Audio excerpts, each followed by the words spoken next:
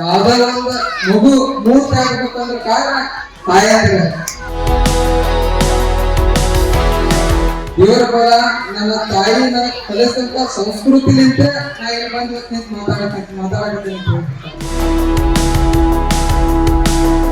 ಆ ಲೈಟಿಂಗ್ ಕಂಬ ಹಾಕಿಲ್ಲ ನಾ ಕಾರ್ಯಕ್ರಮ ಬರುದಿಲ್ಲ. ಆ ಲೈಟಿಂಗ್ ಕಂಬ ಹಾಕಿದ ಮುಂದುವರೆದ ಬರ್ತಾರೆ ಅಂತ ಹೇಳಿ ಸರಿ ನಾ ವಿಶ್ವಾಸ ಕೊಡ್ತೇನೆ.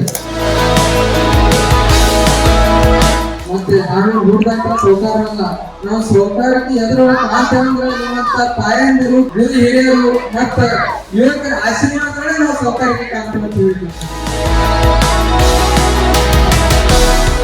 ಈಗ ಸರ್ ಹೇಳಿದ್ರು, ಪೂಜಾ ಸರ್ ಹೇಳಿದ್ರು, ಈಗ ಲೈಟಿಂಗ್ ಕಂಬ ನಮ್ಗೆ ಹಾಕಿಸ್ಕೊಡ್ರಿ, ಬಹಳ ಅನುಕೂಲ ಆಗ್ತದ ಅಂತ ಮಾತು ಹೇಳಿದ್ರೆ ನಾವು ಅವ್ರಿಗೆ ಪೂಜಾ ಸರ್ಗೆ ಒಂದೇ ಮಾತನ್ನು ಹೇಳಕ್ಕೆ ಇಷ್ಟಪಡ್ತೀನಿ.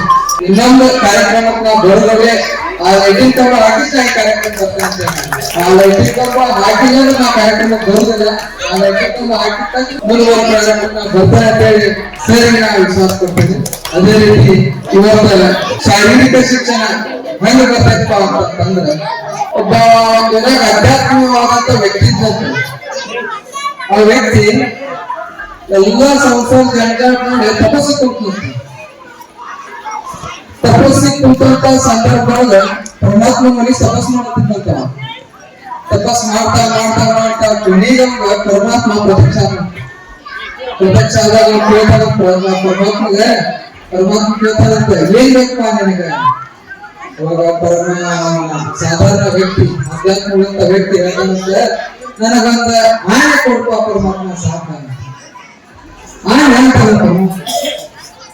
ಇಷ್ಟೆಲ್ಲ ತಪಸ್ ಮಾಡಿ ಇಷ್ಟೆಲ್ಲ ಕೇಳಿ ಆಸ್ತಿ ರೊಕ್ಕ ರೂಪಾಯಿ ಏನಾದ್ರು ಕೇಳ, ಅಧಿಕಾರ ಕೇಳ, ಅಭ್ಯಾಸ ಕೇಳ, ಒಂದು ಆಡಿ ಮಾಡಿ ಏನ್ ಮಾಡೋದಿ? ಅವಾಗ ಬ್ಯಾಡಪ್ಪ ನಾ ಕೇಳ ಅಷ್ಟ ಕೊಡ್ನಿ, ನನ್ನ ತಪಸ್ಸಿಗೆ ಮೆಚ್ಚಿ ಬಂದಿ, ನಾ ಕೇಳ ಅಷ್ಟ ಕೊಡ. ಅವಾಗ ಪರಮಾತ್ಮ ರೂಪ ಅಂತ ಒಂದು ಆನೆ ಪ್ರತ್ಯಕ್ಷ ಮಾಡ್ತಾನೆ. ಈ ಆನೆ ಅಲ್ಲ ಮತ್ತೆ ಯಾರ ಆರೋಗ್ಯ ನೆಮ್ಮದಿ ಅಂತ ಕೊಡ್ತಾನೆ. ಆ ಆರೋಗ್ಯ ನೆಮ್ಮದಿ ಎಲ್ಲಿ ಸಿಗ್ತದಂದ್ರ ಈಗ ಏನು ಪೂಜಾ ಸರ್ ನಡೆಸಿದಾರಲ್ಲ ಶಾರೀರಿಕ ಶಿಕ್ಷಣ ಕಾರ್ಯಕ್ರಮ, ಇದ್ರೊಳಗೆ ಸಿಗ್ತದೆ ಹೇಳಿ ಇಷ್ಟಪಡ್ತೀನಿ. ಯಾರು ರೊಕ್ಕ ಕೊಟ್ಟರು ಬರುದಲ್ಲ, ಯಾರು ಹಣ ಕೊಟ್ಟರು ಬರುದಲ್ಲ. ನಮ್ಮ ವೈಯಕ್ತಿಕ ನಮ್ಮ ಶರೀರ ದಂಡನೆ ಮಾಡಿದಾಗ ನಮ್ಮ ಶರೀರಕ್ಕೆ ಆರೋಗ್ಯ ಸಿಗ್ತದ. ಹಾಗಾಗಿ ಇಲ್ಲಿ ಇಷ್ಟೆಲ್ಲ ತಾಯಂದ್ರ ಬಂದಿರಿ, ತಾಯಂದ್ರ ಮಾತು ಹೇಳಕ್ ಇಷ್ಟಪಡ್ತೀನಿ. ಯಾವತ್ತೂ ಮಕ್ಕಳಿಗೆ ಸಂಸ್ಕಾರ ಕಲಿಸ್ತೀನಿ, ನಡವಳಿಕೆ ಕಲಿಸ್ತೀನಿ.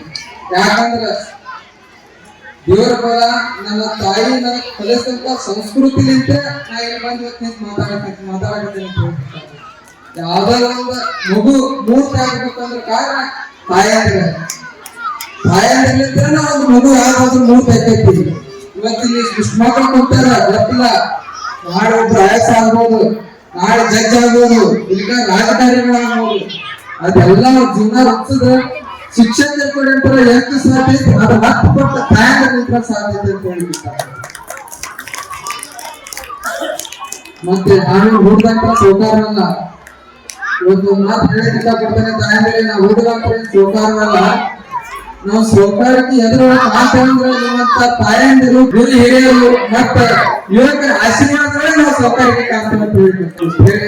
ನಾನು ಮುಗಿಸ್ತಾ ಈ ಕಾರ್ಯಕ್ರಮಕ್ಕೆ ಆಗಮಿಸಿದಂತ ಮತ್ತೆ ಎಲ್ಲರಿಗೂ ಧನ್ಯವಾದ. ಜೈ ಹಿಂದ್.